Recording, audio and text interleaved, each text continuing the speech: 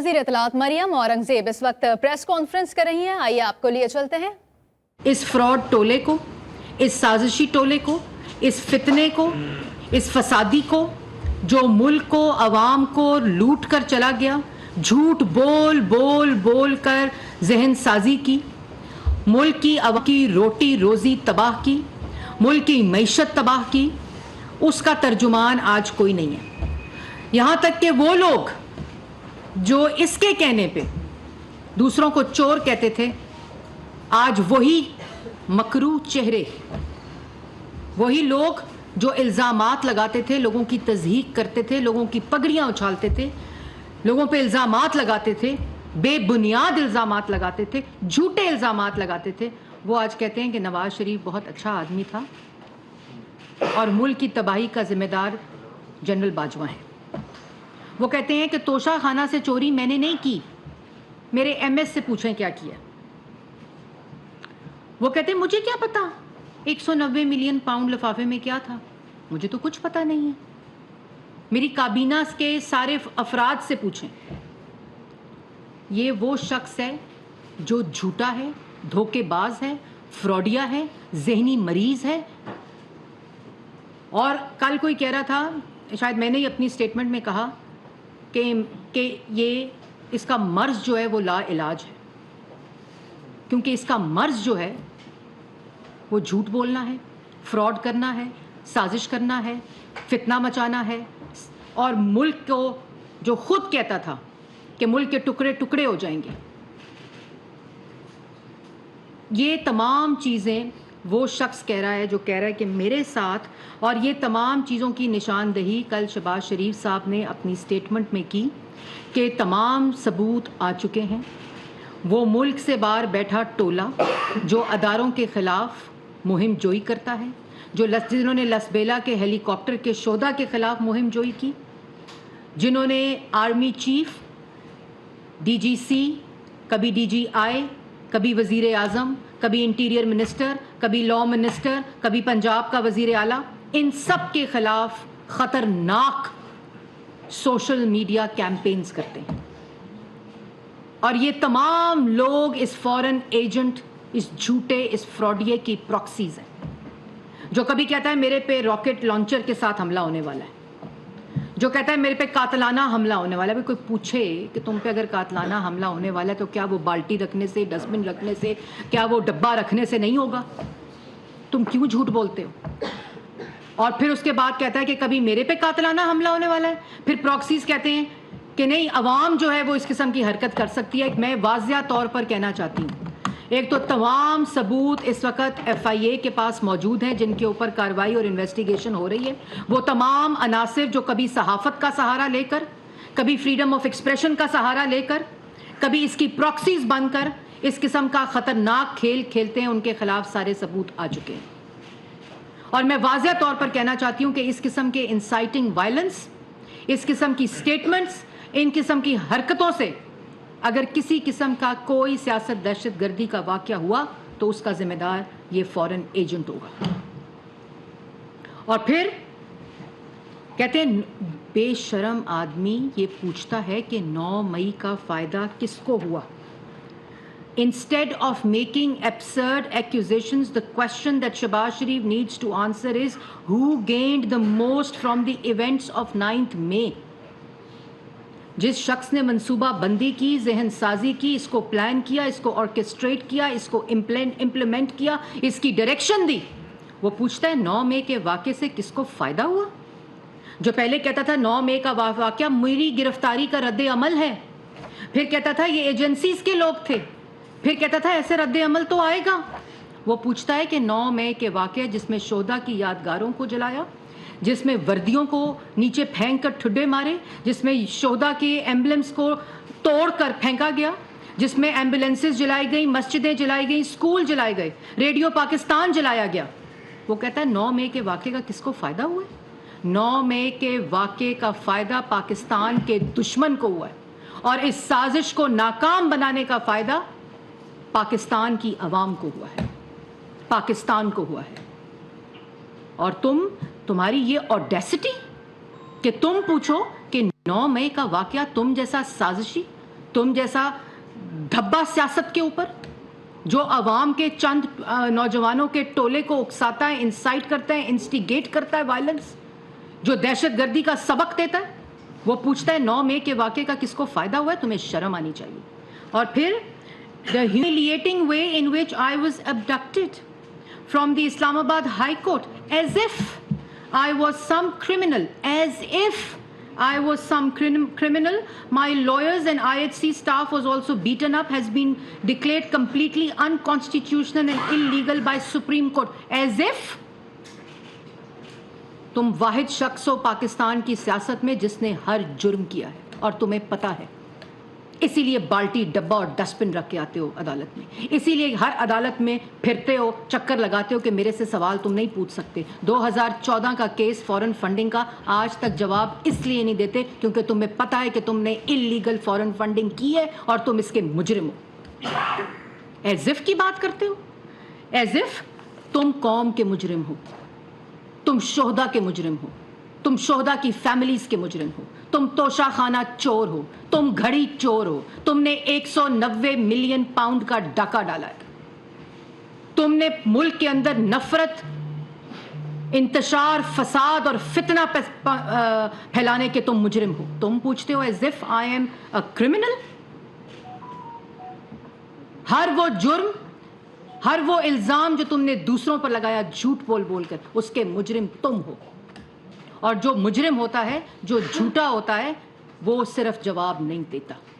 اور اس کے بعد تم کہتے ہو کہ تمہارے ساتھ اس طرح کی زیادتی ہوئی ہے جیسے تم کوئی مجرم ہو. زیادتی میں تمہیں بتاتی ہوں کیا ہوتی ہے.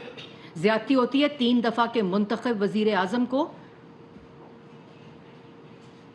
پینما کا سہارا لے کر اقامہ بنا کر اس کو اس کی بیٹی کے ساتھ جیل میں ڈال دو, اسے گدا نہ دو, اسے چادر نہ دو, اسے دوائی نہ دو, اسے ڈاکٹر کی ایکسس نہ دو, اور باہر امریکہ میں کھڑے ہو کر کہو کہ میں واپس جا کے اس کا اے سی اتاروں گا, میں اس کا ہیٹر اتاروں گا.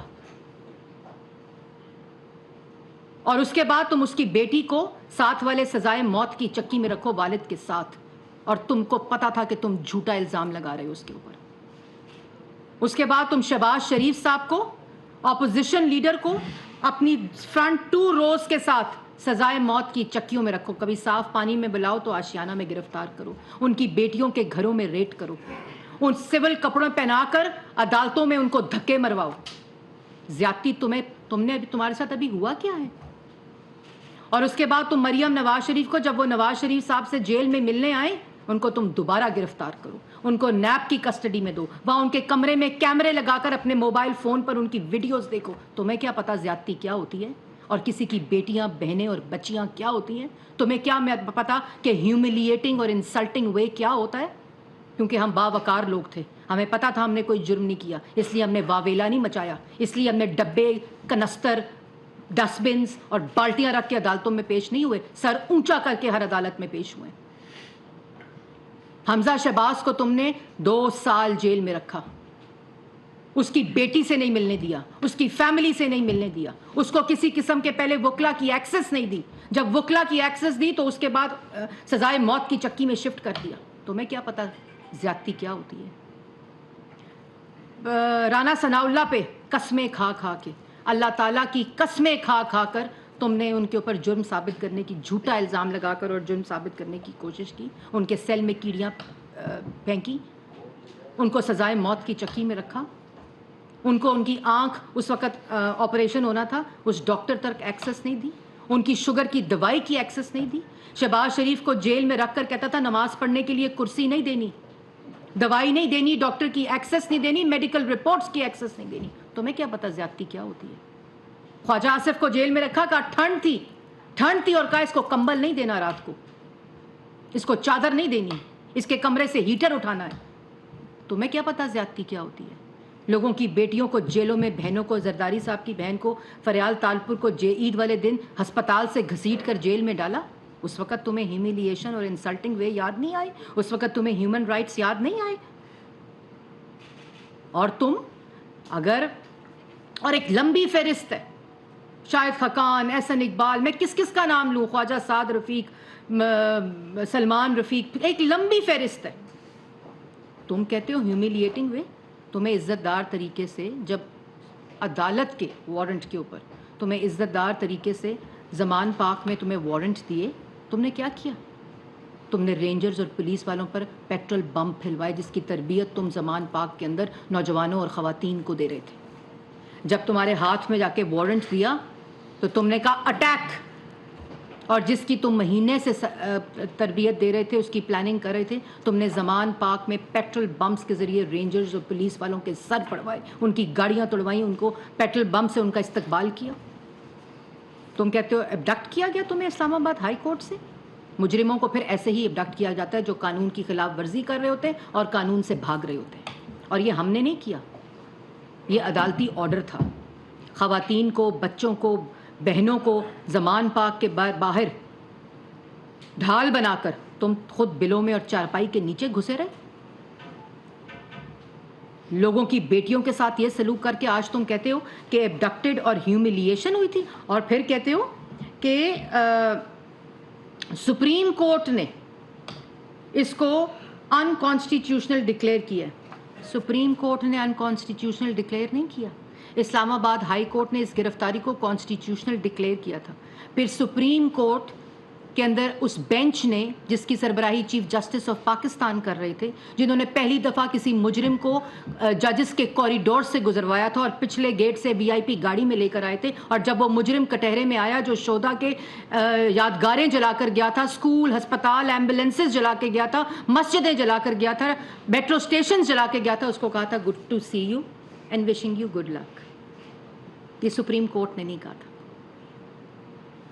یہ انہوں نے کہا تھا، اور اسلام آباد ہائی کورٹ نے 2 دن پہلے تمہاری گرفتاری کو کانسٹیٹیوشنل ڈکلیئر کیا تھا۔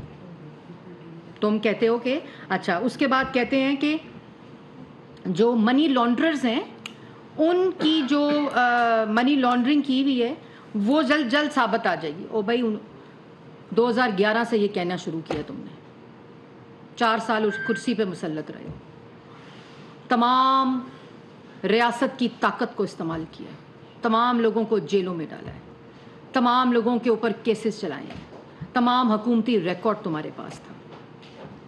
این سی اے کو تم نے اپروچ کیا، یہاں لا کر تم نے این سی اے کے لوگوں کو نیب کی جو کسٹڈی تھی وہاں اپروور سے ملوایا، جھوٹے اپروور سے ملوایا۔ اس کے بعد این سی اے کو تم نے اپروچ کیا، این سی اے نے کہا کوئی کرپشن، کوئی کک بیک، کوئی منی لانڈرنگ، کسی قسم کا کوئی شائبہ نہیں۔ وہ ڈیوڈ روز نے معافی مانگ لی ڈیلی میل نے کہ ہمیں بلایا تھا وزیر اعظم ہاؤس کے اندر اور کہا تھا یہ سارے چور ہیں، ڈیفٹ کی فنڈنگ کو کنٹروورشل کیا، اور اس کے بعد کہا انہوں نے کوئی منی لانڈرنگ نہیں ہوئی۔ تمام کیسز جو تم نے بنوائے، تمہارے دور حکومت نے عدالتوں پہ میرٹس کے اوپر بیل دی، تو پھر کون سی منی لانڈرنگ؟ اگر منی لانڈرنگ کی تھی، نواز شریف نے کی تھی، شہباز شریف نے کی تھی، مسلم لیگ نون کی قیادت جس کو تم نے جیلوں میں ڈالا تھا، تو پھر یہ جو اربوں روپے کی منی لانڈرنگ کا ذکر کرتے ہو اس کو ثابت کیوں نہیں کیا؟ آج نیب کے پروسیکیوٹر کھڑے ہوتے ہیں، نیب کے وکلا کھڑے ہوتے ہیں اور کہتے ہیں کہ ہمارے پاس کوئی ثبوت نہیں ہے۔ مریم نواز کے کیس میں جو جج صاحب تھے انہوں نے کہا کہ آج تک کوئی ثبوت، کاغذ کا ٹکڑا عدالت کو نہیں دیا گیا جس میں جرم ثابت ہو۔ تو تم کیا سمجھتے ہو کہ تم پاگل ہو تو سارا پاکستان پاگل ہے؟ کہ تم پاگل بنا لو گے؟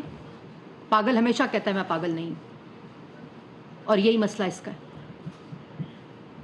پھر کہتے ہو کہ یہ غلط ٹویٹ